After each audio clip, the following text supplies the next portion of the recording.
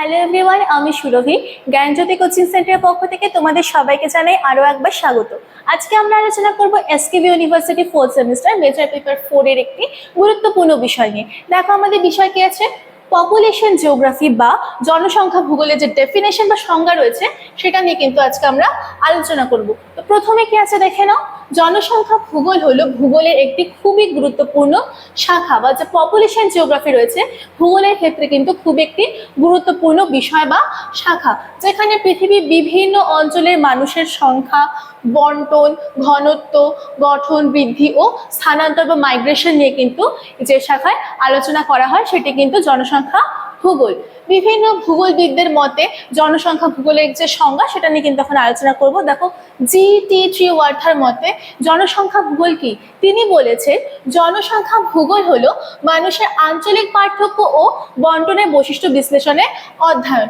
অর্থাৎ কোনো একটি অঞ্চলের মানুষের যে আঞ্চলিক পার্থক্য রয়েছে এবং বন্টন রয়েছে, বন্টনের যে বৈশিষ্ট্য তার বিশ্লেষণের অধ্যয়নে কিন্তু ওই জনসংখ্যা ভূগোল। তারপরে দেখো কি আছে, এই জনসংখ্যা ভূগোলে আমরা কি কি বিষয় নিয়ে আলোচনা করে থাকি। প্রথম যে বিষয়টি রয়েছে দেখো, জনসংখ্যার সংখ্যা ও ঘনত্ব। পৃথিবীর প্রত্যেকটি দেশে জনসংখ্যার যে মোট বা টোটাল সংখ্যা রয়েছে সেটা, জনসংখ্যার ঘনত্ব ইত্যাদি নিয়ে কিন্তু পপুলেশন জিওগ্রাফিতে আমরা আলোচনা করে থাকি। 2 নম্বর কি রয়েছে, জনসংখ্যার বন্টন। 3 নম্বর দেখো দেওয়া রয়েছে জন্মহার ও মৃত্যুহার। এই জন্মহারটা কি?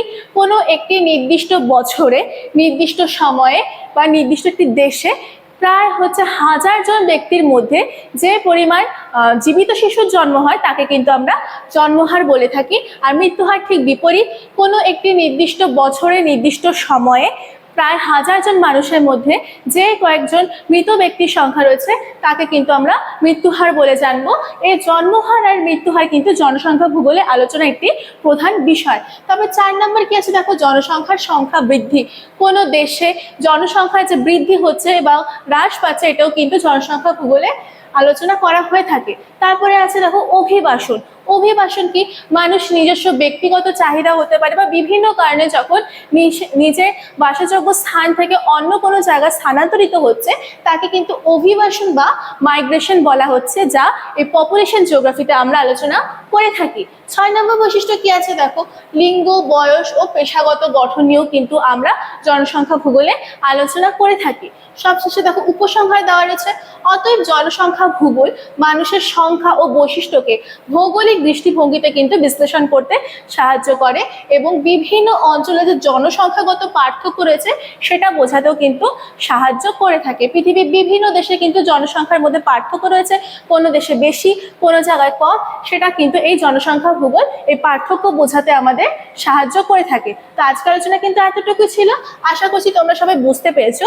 সবশেষে তোমাদের একটি ছোট্ট ইনফরমেশন আমি দিয়ে রাখছি। দেখো, তোমরা যারা ভাবছো আমাদের সাথে যুক্ত হবে, স্ক্রিনের নিচে 2টো নাম্বার দেওয়া আছে, যে কোনো একটি নাম্বারে কিন্তু তোমরা কল করে আমাদের সাথে যুক্ত হয়ে যেতে পারো।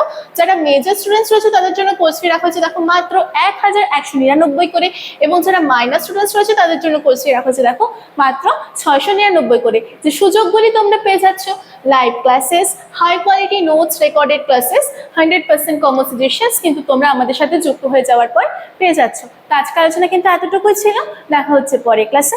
Thank you.